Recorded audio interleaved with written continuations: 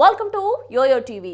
గంటా శ్రీనివాసరావు ఏ పార్టీలో ఉన్నా ఎక్కడి నుంచి పోటీ చేసినా ఓటమి ఎరుగని నేతగా రాజకీయాలు నడుపుతున్నారు. ప్రతి ఎన్నికల్లోనూ సీటు మారడం మంత్రి గంటా శ్రీనివాసరావుకు అలవాటుగా మారింది. ఇంతవరకు పోటీ చేసిన ఏ ఎన్నికల్లోనూ రెండోసారి అక్కడి నుంచి పోటీ చేయలేదు. ఈసారి కూడా గత ఎన్నికల్లో గెలిచిన భీమిలిని కాదని విశాఖ నార్త్ నుంచి పోటీ చేశారు. భీమిలి నుంచే పోటీ చేస్తానని మొదట పట్టుబడినట్లుగా ప్రచారం జరిగిన చివరకు విశాఖ నార్త్ ను ఎంచుకొని గెలుపు కోసం తీవ్రంగా ప్రయత్నించారు. మరి ఆయన ప్రయత్నాలు ఫలించాయా లేదా అనేది ఒకసారి తెలుసుకుందాం.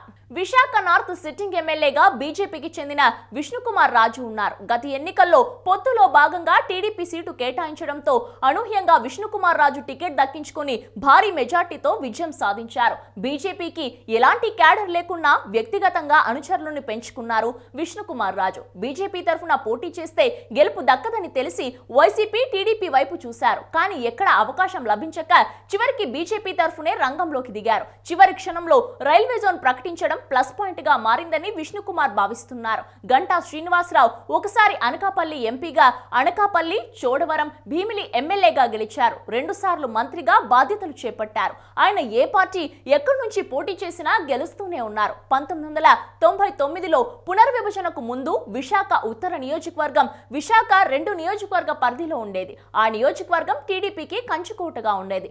నియోజకవర్గ పునర్విభజన తర్వాత అక్కడ టీడీపీ అభ్యర్థి ఇప్పటి వరకు గెలవలేదు.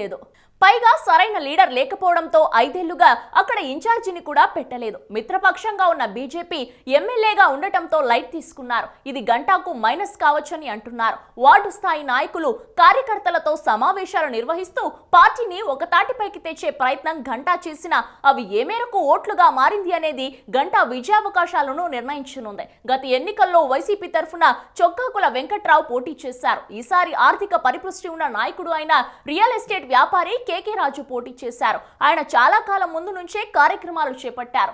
అన్ని వార్డుల్లో తిరుగుతూ ప్రచారం బాగా చేశారు. డబ్బు కూడా బాగా ఖర్చు పెట్టడం కలిసి వచ్చినట్లు సమాచారం. అలాగే జనసేన కూడా సామాజిక సమీకరణాలను నమ్ముకుంది.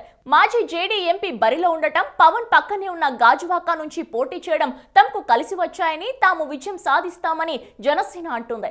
మొత్తంగా ఇక్కడ చతుర్ముఖ పోరు జరిగింది. అయితే గెలుపు లెక్కలేసుకునే గంటా ఈ నియోజకవర్గాన్ని ఎంచుకున్నారని, ఆయన లెక్క తప్పదన్న అంచనాలు ఉన్నాయి. మరి గంటా నమ్మకాన్ని ప్రజలు నిజం చేశారో లేక వైసీపీని గానీ జనసేనను కానీ ఆదరించారో తెలియాలంటే మే 23 వరకు ఆగాల్సిందే. మరి హలో, మిమ్మల్నే ఫిలిం సెలబ్రిటీస్ రియల్ స్టోరీస్ ఏంటో తెలుసుకోవాలనుందా? లేటెస్ట్ గా రిలీజ్ అయ్యే మూవీ రివ్యూస్ నేను చెప్తే వినాలనుందా? ఇంకెందుకు ఆలస్యం, యోయో టీవీని సబ్స్క్రైబ్ చేసుకోండి. అలాగే మర్చిపోకుండా యోయో టీవీ యాప్ ని కూడా డౌన్లోడ్ చేసుకోండి.